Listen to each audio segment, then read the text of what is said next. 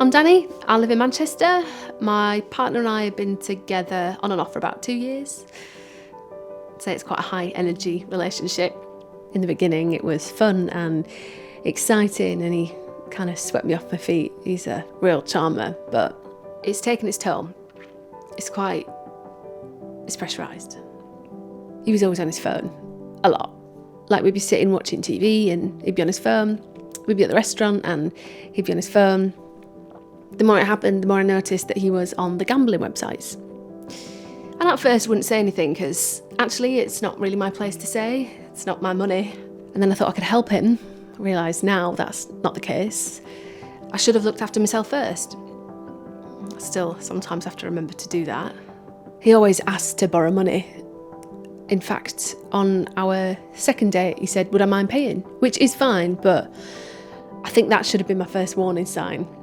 He actually got a big payout when he lost his job one time, but within a few months he'd blown it, gambled it all away. I knew it was going to happen. I could see it happening and it just makes me so anxious and frustrated. I started getting really paranoid. And it was turning me into this person I didn't like being.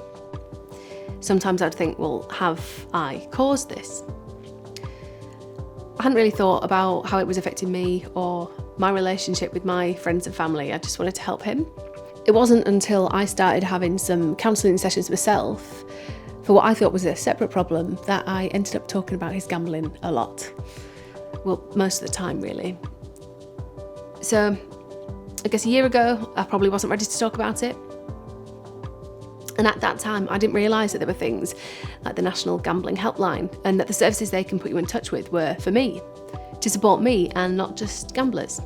But I can talk about it now, and I can admit to the feelings, and I know it's actually an illness he has. And I realise now it's not my fault and it's not his either. It's great that there's organisations out there that can help me and I guess take the stress off. I'd encourage anyone to visit the website or call the helpline if they're struggling with how someone else's gambling makes them feel. You realise that, I'm not alone.